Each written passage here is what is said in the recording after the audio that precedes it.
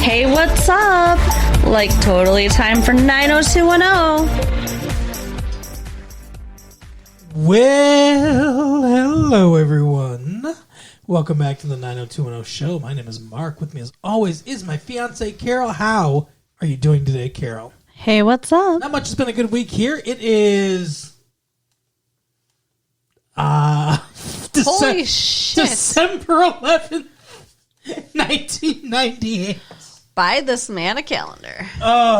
December 11th, 1998. Are you sure now? Yes. Okay. It's very close to the end of the year, Carol. It is. We're already starting some of the holiday drinking and... Are you seriously trying to say you're drunk right now? No, I'm not saying I'm drunk right now. I mean, I would never use that excuse for just a stupid mistake. Mm-hmm. But I want to talk to you, Carol, about the nature of nurture. What do you think the nature of nurture is? That is a fun conversation. Is it? Well, nature versus nurture, which is what they're playing at. Yeah, don't you I think guess, it is? kinda. I like the debate. I think it's fun. What specifically do you find fun about the debate? Like all the different like points of view and genetics and Sure. like, twin studies. Yeah, that's cool. Have you heard of the twin studies? There was a few twins that I've studied before.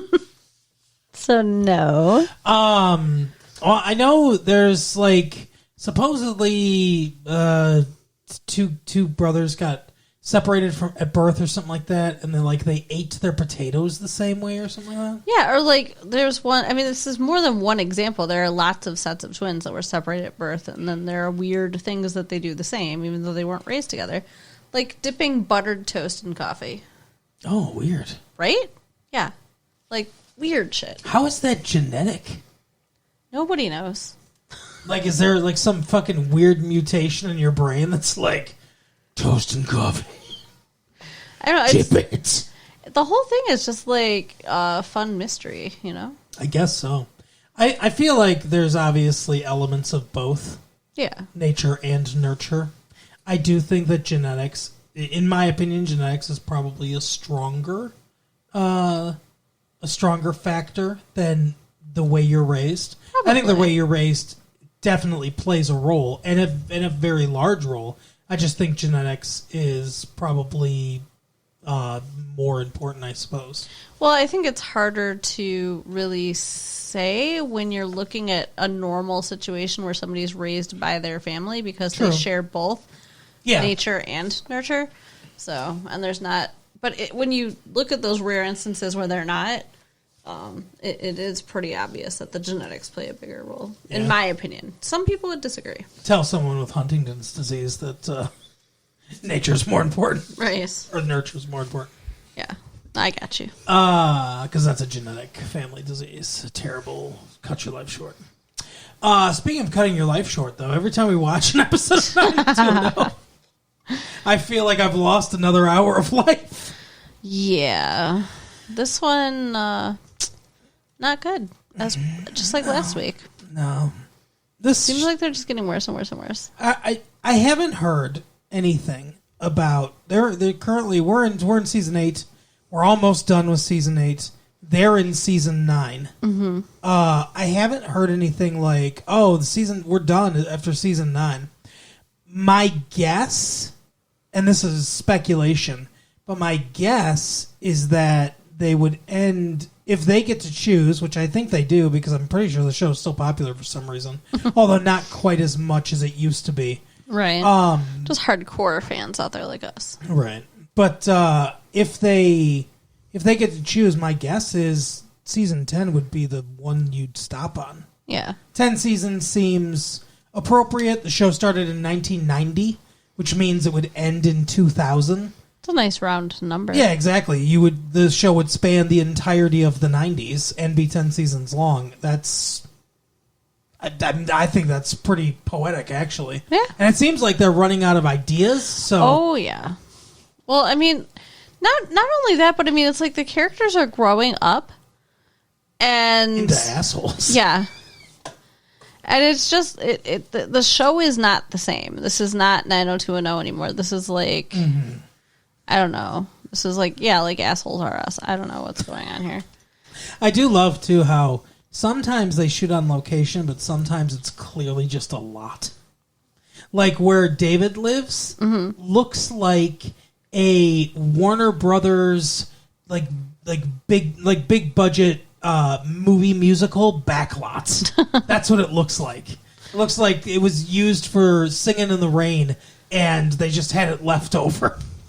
Yeah, I mean, it kind of looks like trailers, like where they're pretending they're like houses or apartments or whatever that are right across from each other. I'm saying. Yeah, it's really weird. It's very artificial. Yeah, well, and the whole situation's artificial.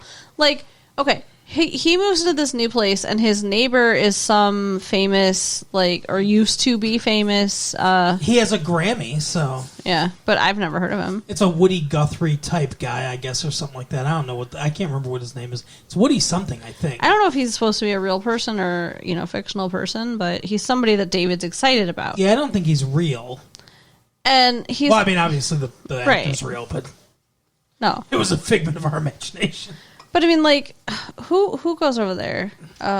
David goes over. So no, Donna goes over, right, to ask him to.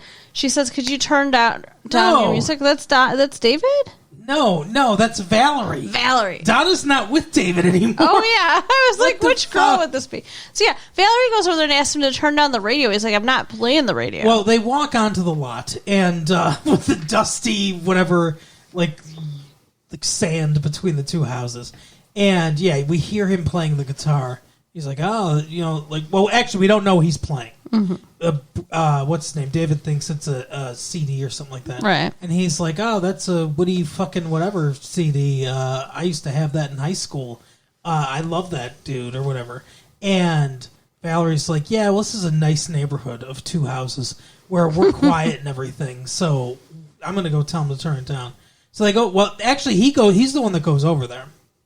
Because she's like, he should fucking turn it down. He goes over and she's like, what are you doing? And he goes, I'm going to introduce myself. Be neighborly or whatever, So he knocks on the door and the guy answers and he's like, yeah, hey, I'm your neighbor, David.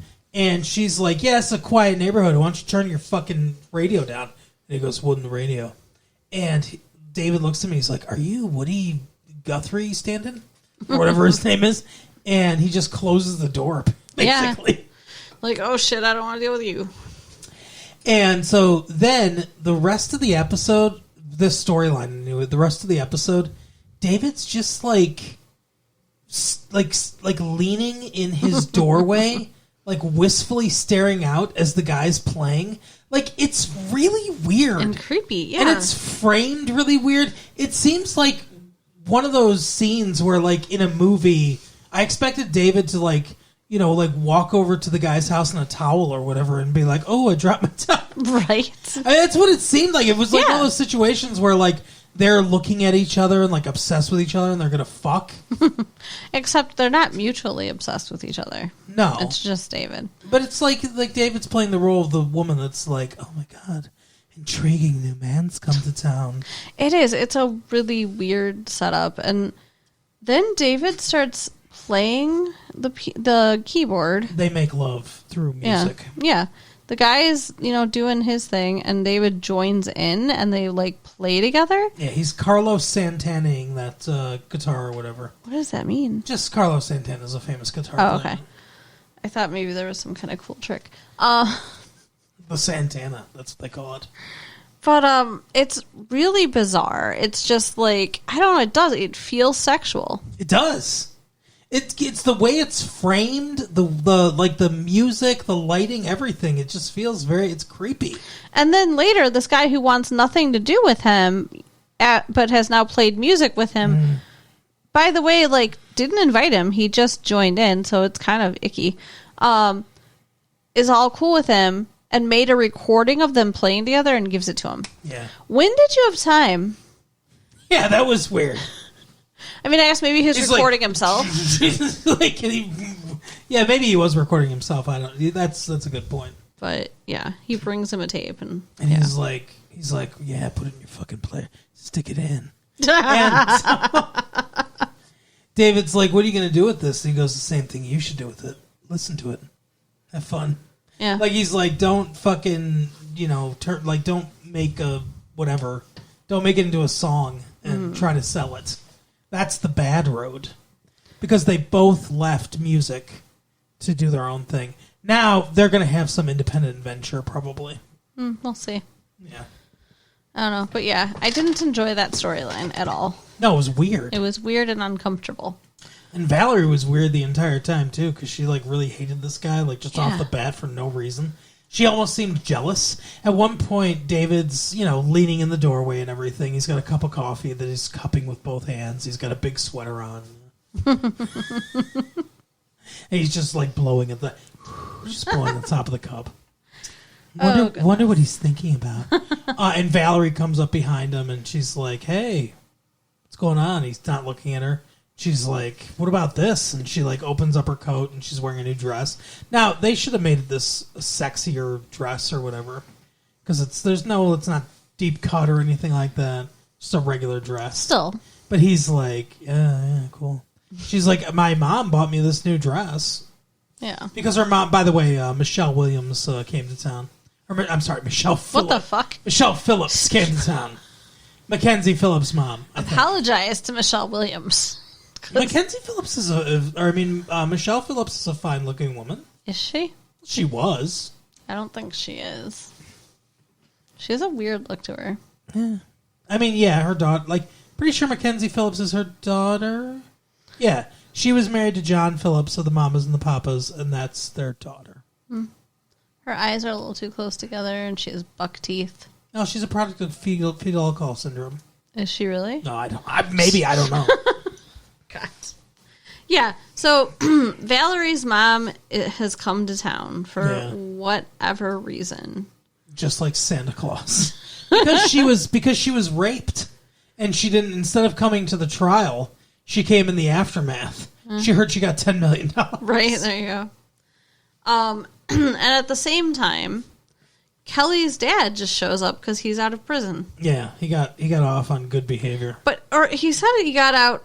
Like, was it early or was he on a break? It sounded almost like it was like a furlough. No, he said he's out. Yeah, he got out for good behavior. They let me out for good behavior. He said. Okay. Bill Taylor. And so he meets Valerie's mom, and Valerie's bitchy to him. Yeah, she's like he cost me $100,000. Yeah, which I do. I think he bears some responsibility. Oh, I agree. Because the guy is his former employee. There were no warnings put out about this former employee. The former employee had access to the phone because she wasn't like, I'm going to call Parker Lewis. She was like, I'm calling Bill Taylor's office, and this guy answered. Yeah. So that's weird. Yeah. So like that's on him. Yeah. But yeah, so she's pissed at him, and he falls for her mom. Yeah.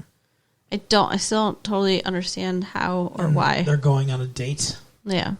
It's weird. That's where the episode, one of the places the episode ends, where they're going on a date. No, it didn't end with them going on a date. They come back from the date. No, they don't. Yeah.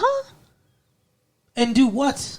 Remember you were like, oh, they're getting married because they like had an announcement or whatever. I mean, I don't think they were getting married. Oh, yeah, there was a big announcement. No, you're right, what was the big announcement?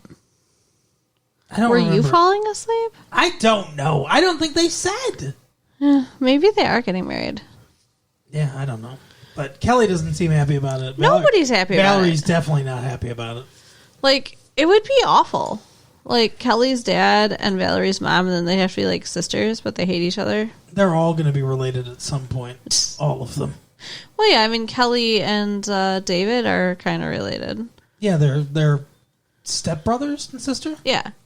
Step-siblings. Yeah, step-siblings. Well, they were, but they're not anymore. No, they are again, because their parents got back together. Yes, their parents are back together now. We never see them anymore, but they're back together. Yeah. And, I mean, Brandon and Brenda, obviously. Yeah, although we'll never see Brenda again. I'm just trying to think about it, like... Who's not related? Well, Steve's not related. Yeah. And Dylan, who's not on the show anymore, is not related. Well, no, he's marrying Brenda, isn't he? Or didn't he marry her? So he's like Brandon's brother-in-law or whatever. Well, they're together. I don't know if they're getting married. And eventually Brandon and Kelly will get married. So there you go. Yeah, eventually. Anyway, trying to think. The big thing with this episode, which like we just watched, so I should know better. What? Oh, you don't remember what the big thing is? I thought you were about to announce it. It's the baby. The baby. There's That's- Donna, too. Oh, what about Donna? You don't remember Donna's storyline? I gave up this wonderful job, and, I have to do is sit around all day and come up with these designs, but I'll never be able to do anything with it. Okay. Yeah. So, yeah, she's all sad because she lost her job. And then Noah's like, oh, I'll put up some money so you can make your own designs and sell them. Yep. So, I mean, that was fine, and he was honest. And, yeah, I guess. And they went to a bunch of different places, and everyone was like, no, we don't want these. Mm-hmm. And a bunch of different shops, I guess. And so then he calls somebody and is like, basically like, hey, I want you to buy all her stuff. He says that they'll take him on consignment, and he'll buy back anything that doesn't sell. Mm-hmm. So that's what consignment is, where it's like you're not financially responsible for the merchandise. Yeah. But you get a cut if anything sells. But Donna doesn't know. Yeah. It's like a behind her back thing. But I think that's fine. She's all depressed and everything. She's lost her confidence. He's trying to help her out, and he's using his money to do it. I think that's fine. Yeah, I mean, he has enough of it, I guess. I don't think it's nefarious to what he's doing necessarily. I still want to know if Valerie is getting any of this money. Me too. That has not been established in any way. I feel like she's not, because they haven't been talking about it or acting. Yeah, I guess. I don't like it. There was a court decision. Yeah. I don't understand how this can just be reversed or whatever, but And maybe if he took her back to court to argue or, appeal or whatever. there are 2 other storylines, by the way. The baby. Well, there's 3 other storylines if you include the baby. There's the baby, there's Brandon, and there's Steven. Yeah, okay. Well, you're not in the mood to talk about any of this? No, or you just want to talk about the baby? I am. You go ahead, though. What do you want to talk about first?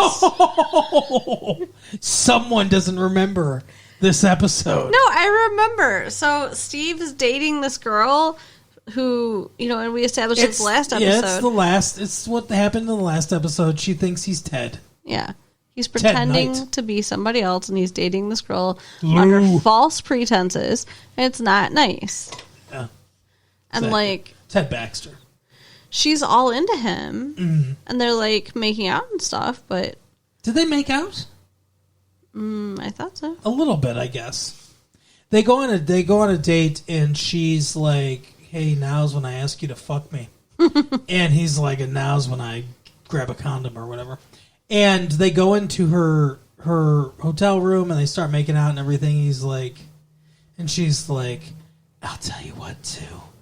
I've read your letters and everything. I know all your fantasies.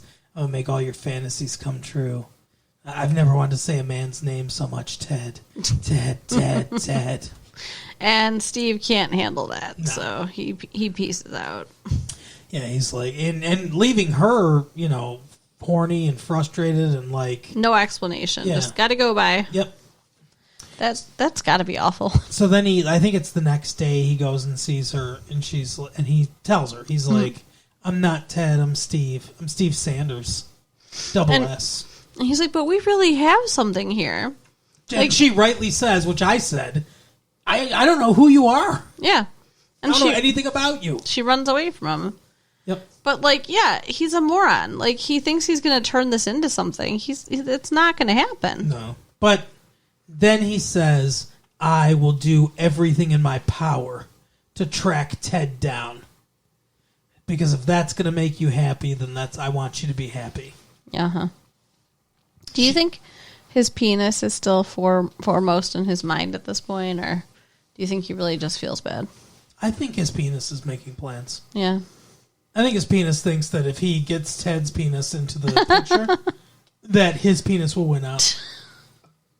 I'm just picturing them think. battling like swords. That's no good. How does he think like, she can't find Ted, and she knows Ted, so why is he going to find Ted? I don't know. Ted left a forwarding address that was apparently wrong, so... Yeah. Ted's probably dead. Oh my god, it's like Pulp Fiction. Exactly. Ted's dead, baby. Was it Ted? Zed. Zed's dead, baby, yeah. Okay. Who's Zed? Zed's Ted, and he's dead. I don't know. I think Steve's slimy. I don't like it. I don't like what he's doing. He took it too far. Yeah. Like, he intentionally, like, he initially went to say, like, hey, I'm not Ted, but I'm Steve. I read your letters. But then he just pretended to be Ted. Mm-hmm. Then he stepped over into the dark side. Yep. Evil man. I used to like him a lot more than I have recently. Well, he's regressed a little bit because the writers need him to. Yeah. I will say he also wants to shill for cigarettes. Yeah. Which is Brandon's storyline, essentially. Yeah, well, but here, see, Brandon and Kelly are both, like, looking down on everybody else. Like, they're like, oh, I've got the moral superiority. Well, that's what they both think that. They don't. So, Brandon... They do. The paper is going under. Mm. And Steve tells him, like, look, we've got to sell cigarette ads or we're just going to not be able to make any more magazines. Yeah. Or newspapers? Yeah, I think they're newspapers. And Brandon's like, no, absolutely not, man. And, like, the cigarette salesman, whatever, the newspaper dude. The Chulies gum representative. Right. That's pretending to be a cigarette salesman. He shows up and Brandon says, oh, your publisher asked me to come. And Brandon's like, no, well, I'm the editor and I'm not doing this. Mm-hmm. Like, how does Brandon think that he outranks Steve in Steve's own paper? Yeah, I mean, Steve is the owner of the paper. It's ridiculous. And, yeah, like, I would assume that Brandon gets a salary and that Steve pays, and that Steve makes profit from the magazine. He's probably making less than his employees right now. Probably. But so Brandon's like, I'm not doing it. I'm not editing a paper that has cigarette ads to Moral or whatever. And he's like, we have to fucking do it. Like, there's no other way. And he's like, no, well, then you can go fuck yourself or whatever. And he's like, I'm not going to edit the paper anymore. And he's like, then we're going to go under. And he's like, yeah, and then we'll just move on. Yeah. And Steve's like, yeah, you'll move on. Yeah, Brandon is such a selfish asshole. He is. And he's not even listening to Steve. No. But yeah, what else is Steve going to do? Like, Brandon has a degree in journalism. Yeah. And he's won awards and stuff. Like, he won't... And offers from papers and shit. He's not going to have any problem finding another job. Mm-hmm. But what's Steve going to do? And now Steve graduated too, though, didn't he? Like, what's his degree? In business? Yeah, I think so. It's some kind of business degree. So he should be able to find something. It's not like he has nothing. But it's Steve. You know what he's like. Yeah. So they go to an award show. This whole award show has been like played up this entire episode, and they're up for, like, I don't know, best investigative report or whatever, and he loses. Which I kind of thought he was going to. Like, I felt like I was like, that's the twist that the episode's going to pull. He's not going to win.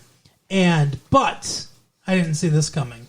There's a special award, some kind of special surprise award. Yeah, it's a equal attention award for Brandon.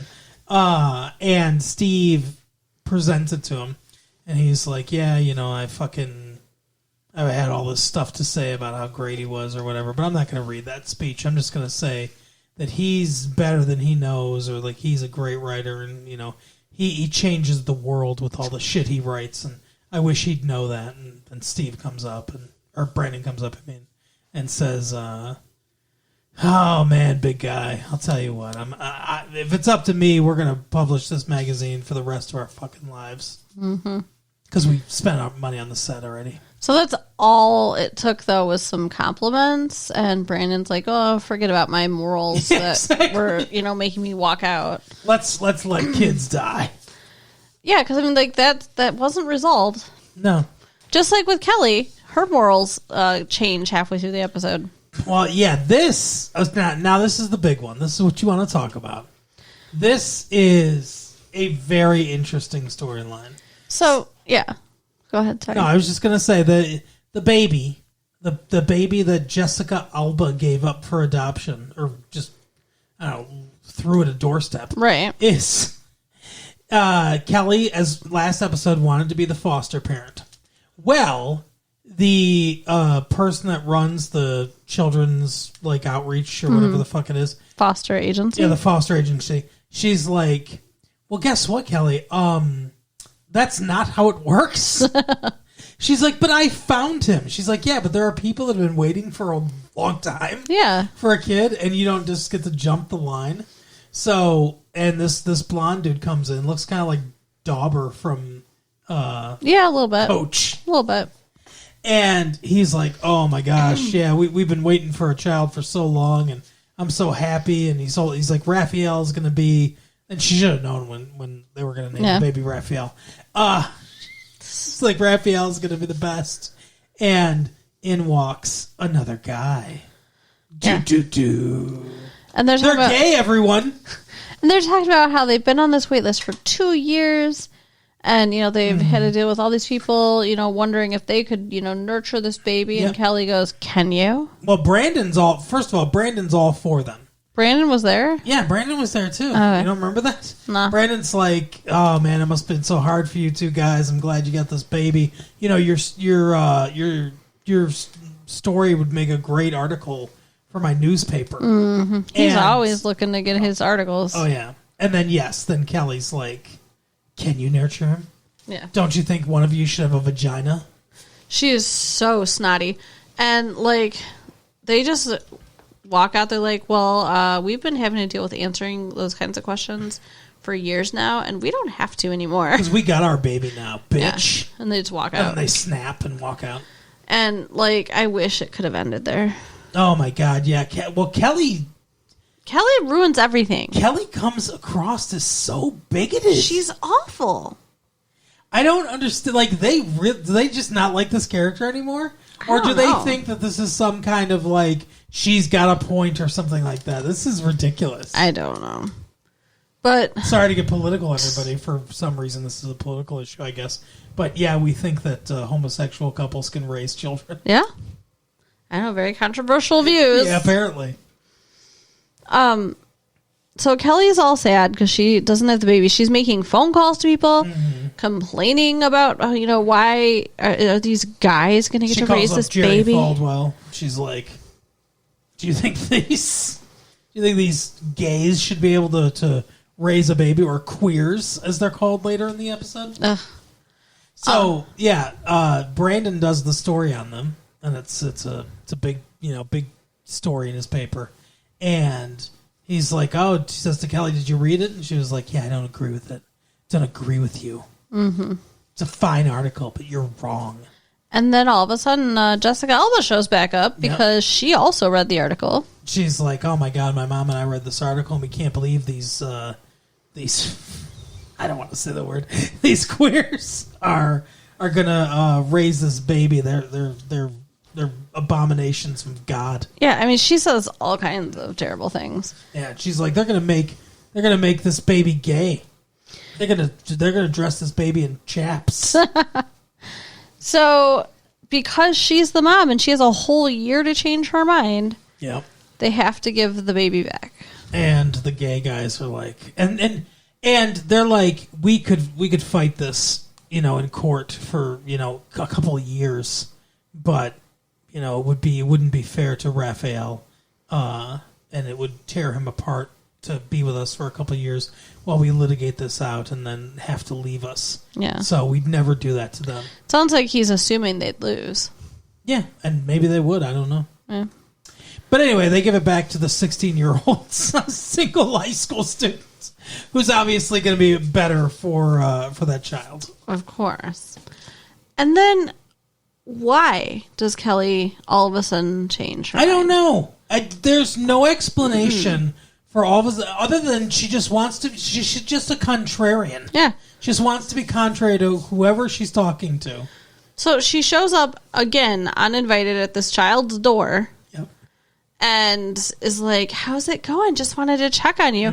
And the baby's crying in the background, and the teenager's like, oh, we're fine. And then the mom comes out, and she's like, you need to take care of this baby. So she's like sucking and not really wanting to do it. Well, obviously she's 16. Well, she didn't want the baby. And Kelly's like, you know what? You asked me if I think some gays should raise my baby. If I was in your situation, I'd let him. Do you know what, though? Maybe that's what it is. Maybe it's just that she realized that the situation was not as good as theirs. Well, I think that's part of it, but also, like, she says that she realized that she didn't want them to have the baby because she wanted to have the baby. And so she just looked for whatever reason, and them being gay was an easy reason to say, like, oh, you're not qualified to have the baby.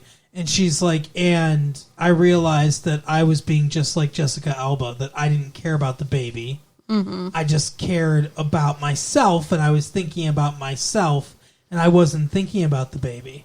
Although I argue that Jessica Alba was thinking about the baby because she didn't want the baby to be gay. Yeah. She thought that was an abomination of God. That is true. I mean, she's, wrong, but... But anyway, she was like, so I realized I don't deserve the baby either. But they do. Yeah, and so somehow that conversation then changes Jessica Alba's mind. Yeah, I guess so. I don't know exactly. Or she's just tired. Whatever. She lost 1 day of sleep, and she was like, you know what? Get this let this baby be the gayest fucking baby in the world. It doesn't really fit Kelly's character either for her to be bigoted. So she was friends with that gay dude that had AIDS. Yeah. And, I'm kind of glad that they kind of backed off of that throughout the episode, but I still don't feel like she should have reacted like that at all. No. I think she should have been... They should have found something else. She should have found some other reason to criticize them. Like, don't you think you guys are a little old to be raising a baby or something? I don't know. Something, yeah. Like, yeah, they should have found something else for her to complain about. Because she's never been against gays. Yeah. God, Jenny Garth must fucking hate when she has to say these lines. I would. I mean, I don't know. No, maybe she really feels that way. Who knows? Who knows? I don't know. I don't know her. But yeah, so then they get the baby back.